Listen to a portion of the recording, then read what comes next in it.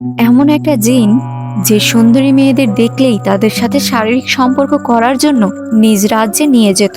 লোভে পড়ে ব্যবসায়িক সাফল্যের উন্নতির জন্য স্বামী নিজ স্ত্রীকেই এই জিনের হাতে তুলে দেয়। আজকের গল্পটি একটু ভিন্ন ধরনের। ইউনিক মুভির এক্সপ্লেনেশন পেতে চ্যানেলটি সাবস্ক্রাইব করুন। তো কথা না বাড়িয়ে চলুন শুরু করা যাক আজকের মুভির এক্সপ্লেনেশন। অজয় নামের একটি ছেলে তার বন্ধুদের নিয়ে নাইট পার্টিতে তাদের গ্রামের একটি ফ্যাক্টরির মধ্যে আড্ডা জমায়। এক বন্ধু বলে ওঠে, এত সুন্দর আবহাওয়া, একটা ভৌতিক কাহিনী হয়ে যাক। অজয় তখন বলে, চলো আজকে আমি তোমাদের ভৌতিক গল্প, তবে এটি আমাদের গ্রামের সত্যি কাহিনী সম্পর্কে বলবো। সৃষ্টিকর্তা যেমন মানুষ তৈরি করেছেন, ঠিক তেমনি জিনও সৃষ্টি করেছেন। জিন আমাদেরকে দেখতে পারে, তবে আমরা তাদের দেখতে পাই না। জিনেদের অনেক ক্ষমতা, প্রয়োজনে ওরা যে কোনো কিছুর রূপ ধারণ করতে পারে। সৃষ্টিকর্তা জিনেদের জন্য কিছু নিয়ম তৈরি করেছেন, যার মধ্যে অন্যতম একটি নিয়ম হচ্ছে জিনরা মেয়েদের সাথে শারীরিক সম্পর্ক করতে পারবে না। ভালো জিনেরা এইসব রুলস মেনে চলে, তবে কিছু জিন এর বিপরীতে চলে। এই সকল খারাপ জিনগুলো একাকিত্বতার সুযোগ নেয়। যখনই আমরা জিনের অস্তিত্বকে প্রাধান্য দিতে শুরু করি, তখনই জিন তার বশবর্তী করে তার রাজ্যে নিয়ে চলে যায়। এই জিন নিয়ে সত্যি ঘটনা আমাদের গ্রামে ঘটেছে। গ্রামের পাশেই একটা পটাকার ফ্যাক্টরি ছিল। ইনি হচ্ছেন ফ্যাক্টরির মালিক। ইনি একটি অন্ধকার রুমে বসে আছেন। মূলত এসব ফ্যাক্টরিতে ইলেকট্রনিক লাইন থাকলে আগুন ধরার সম্ভাবনা বেশি থাকে, তাই এই ধরনের ফ্যাক্টরিতে যত ইলেকট্রনিক্স এর ব্যবহার কম থাকবে ততই ভালো। এমন সময় তার এক কর্মচারী তাকে ডেকে বলে, আপনার ছেলে বালাচন্দ্র দেখা করতে এসেছে আপনার সাথে। ব্যক্তিটি তার ছেলের কাছে গেলে বালাচন্দ্র তার হাতে একটি চিঠি ধরিয়ে দেয়। চিঠিটা পড়ে লোকটি বুঝতে পারে তার স্ত্রী তাদের রেখে পালিয়ে গিয়েছে। সেই গ্রামের নিয়ম ছিল একের অধিক বিয়ে করা যাবে না। যদি কোনো ব্যক্তি একের অধিক বিবাহ করে, তাহলে তাকে গ্রামের বাইরে ঘর বাঁধতে হবে। তাই তিনি 1 বছরের মধ্যেই আরেকটি বিয়ে করে গ্রামের বাইরে সেই স্ত্রীকে নিয়ে থাকতেন। আর সময়ের সাথে সাথে বালাচন্দ্র নিজের বাবার ফ্যাক্টরির সব দায়িত্ব নিজের হাতে তুলে নিল। বালাচন্দ্র সবসময় মেয়েদের থেকে দূরেই থাকতো। তার মা তাকে ছোটবেলায় একা রেখে পালিয়ে যাওয়ার কারণে সে মনে করতো সব মেয়েরাই হয়তো এরকম। সে বিয়ে করতে না চাইলে তার বাবা জোর করে একটি মেয়ের সাথে বিয়ে দেয়। মেয়েটির নাম আলাগিনী। সে ছিল অসম্ভব সুন্দরী। মেয়েটির রূপ দেখে পাড়া প্রতিবেশী সকলেই প্রশংসা করছিল। তবে এত সুন্দর বউ দেখেও আমাদের বালাচন্দ্রের মন নরম হয়নি। সে বাসর রাতেই আলাগিনীকে বলে, বিয়েটা হয়েছে আমার বাবার জোর করার জন্য। আমি জানি না কখনো তোমাকে আমি স্ত্রীর মর্যাদা দিতে পারবো কিনা। এই বলেই বালাচন্দ্র বালিশ নিয়ে বারান্দার মেঝেতে শুয়ে পড়ে। সকালবেলা আলাগিনী নিজের যাবতীয় কাজকর্ম সেরে তার স্বামীকে ডাকতে থাকে। বালাচন্দ্র রেগেই বলে ওঠে, কি হয়েছে? আলাগিনী বলে, ফ্যাক্টরি যাওয়ার সময় পার হয়ে যাচ্ছে, এর জন্য আপনাকে ডাক দিলাম।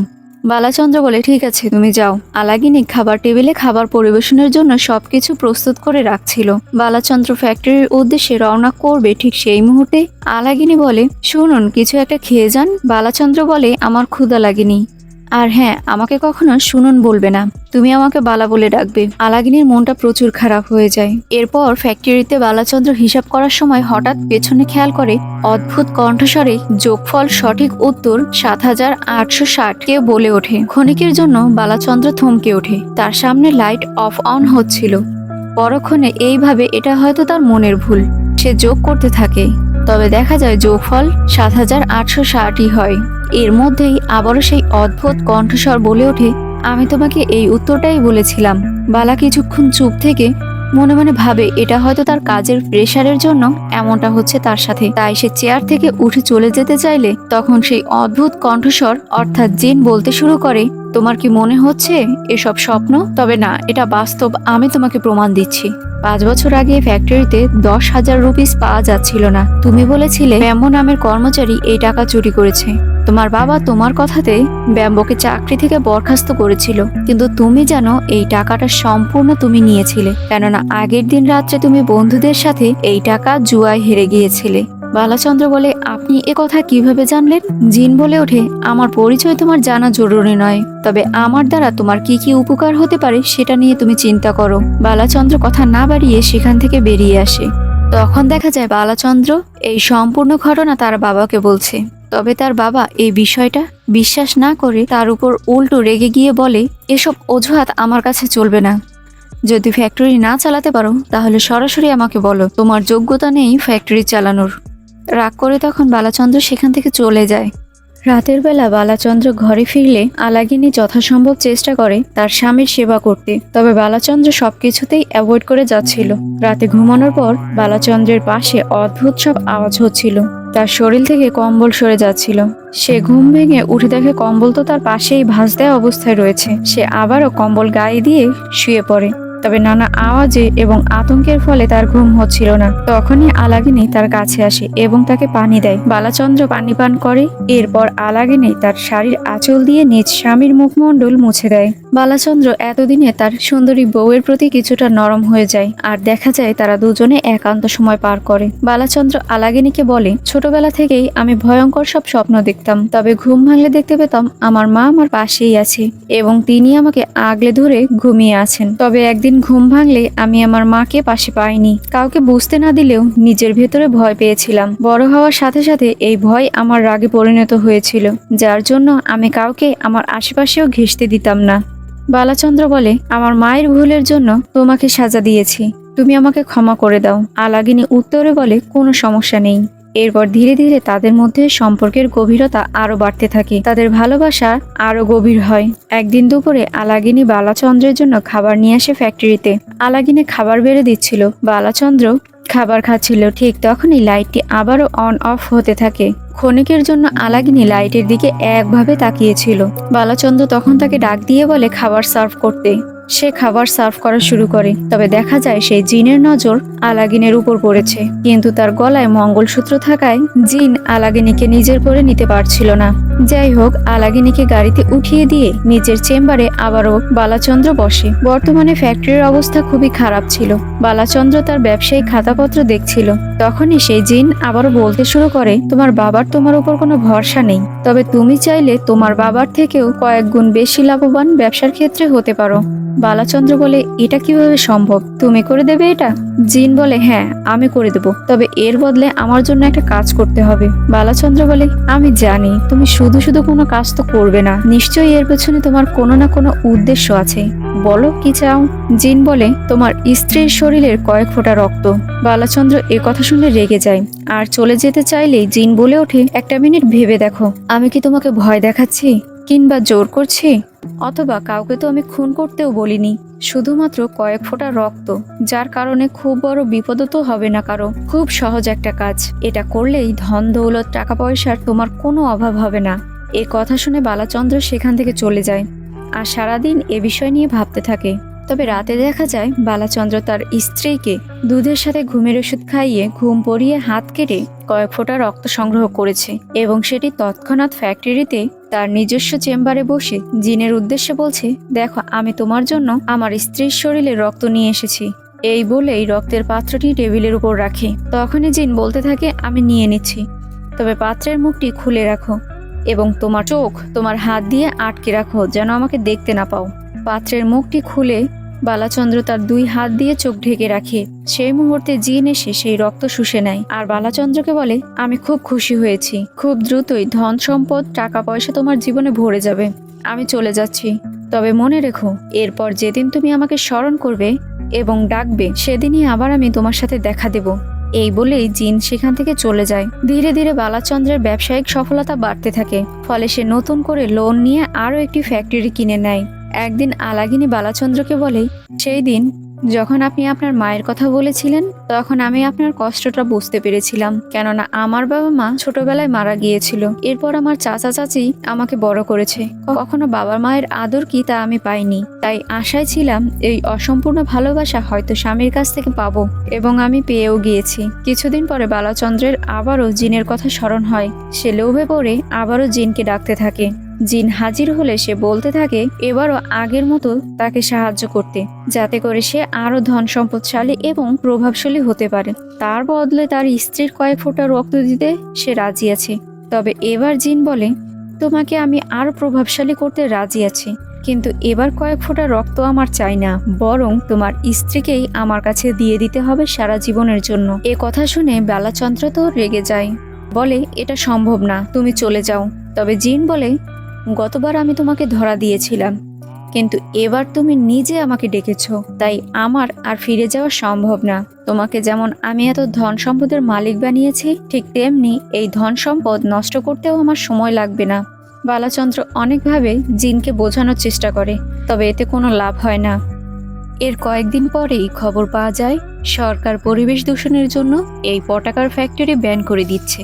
নানা খোঁজ খবর নেয়ার পর জানা যায় সরকার কিছুদিন পর হয়তো এই ব্যান উঠিয়ে নেবেন। তাই বালাচন্দ্র তার নতুন কারখানায় পুরাতন কারখানার সকল পটাকা শিফট করে নেয়। তবে দেখা যায় একদিন ভারী বৃষ্টির জন্য কারখানায় পানি জমে সকল পটাকা নষ্ট হয়ে গিয়েছে।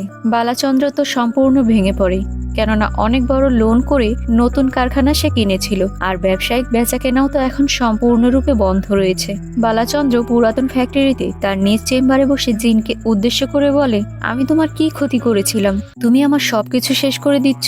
জিন বলে, সত্যি বলতে তোমার এইসব কষ্ট দেখে তোমার থেকেও বেশি কষ্ট হচ্ছে আমার। বালাচন্দ্র বলে, ওই পথ ছাড়া কি অন্য কোনো পথ নেই আমাকে প্রভাবশালী করার? প্রয়োজনে তুমি আমার শরীর থেকে সব রক্ত নিয়ে নাও। জিন বলে, দেখো না যে স্ত্রীকে বাঁচানোর জন্য তুমি সর্বস্ব দিয়ে দেওয়ার চেষ্টা করছো, অথচ সেই স্ত্রী তোমার সুযোগের সদ্ব্যবহার করেছে, তোমার সাথে বিশ্বাসঘাতকতা করছে। বালাচন্দ্র বলে, আমি জানি তুমি এখন আমার মন ঘোরানোর জন্য অনেক কথাই বলবে। জিন তখন বলে, ঠিক আছে, তুমি আলাগিনীকে জিজ্ঞেস করো ও কৈলাস নামের কাউকে চিনে কিনা। এ কথা শুনে বাড়ি গিয়ে বালাচন্দ্র আলাগিনীকে কৈলাসের ব্যাপারে জিজ্ঞেস করে। তখন আলাগিনী উত্তর দেয়, শুরু থেকেই আমরা দুজন দুজনকে ভালোবাসতাম, তবে এক পর্যায়ে আমি বুঝতে পারি কৈলাস শুধুমাত্র আমাকে ব্যবহার করতে চায়, ও আমাকে কখনো বিয়ে করবে না, যার জন্য সেদিন থেকে ওর কথা আমি ভুলে যাই, আর এরপরেই তোমাকে আমি বিয়ে করতে রাজি হয়ে যাই। আমাদের মধ্যে শুধু প্রেম ভালোবাসাই ছিল, এর অতিরিক্ত কিছুই হয়নি। আমি দুঃখিত, এই কথাগুলো তোমাকে আমার আরো আগেই বলা উচিত ছিল। পরের দিন সে ফ্যাক্টরিতে আবারও জিনকে বলে, তুমি আমাকে শুধু শুধু মিথ্যা কথা বললে কেন?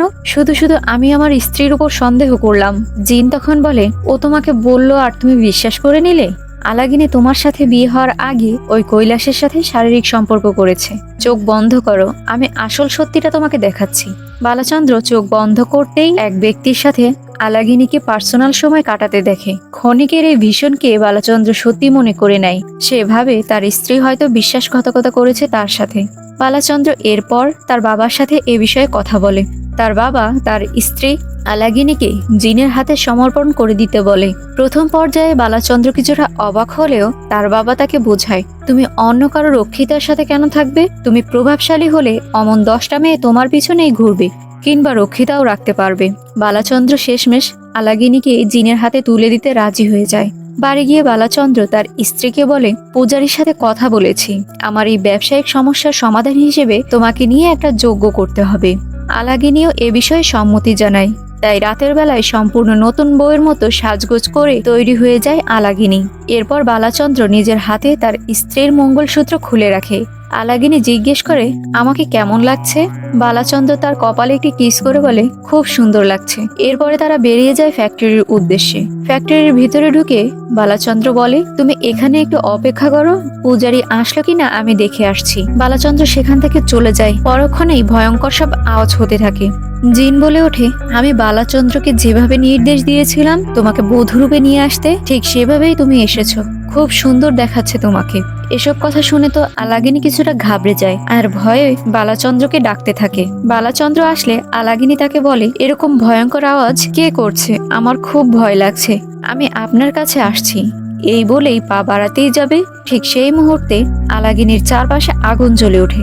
আলাগিনী বলে, আমার খুব ভয় লাগছে, প্লিজ আমাকে বাঁচান। বালাচন্দ্র বলে, সত্যিটা তুমি লুকিয়ে বড় ভুল করেছো। আলাগিনী বলে, কোন সত্যির কথা বলছেন আপনি?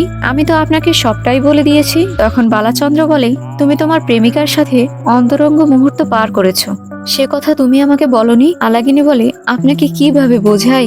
আচ্ছা ওয়েট, আমাদের প্রথম মিলনে আপনার মনে আছে বিছানায় লাল রক্তের দাগ ছিল?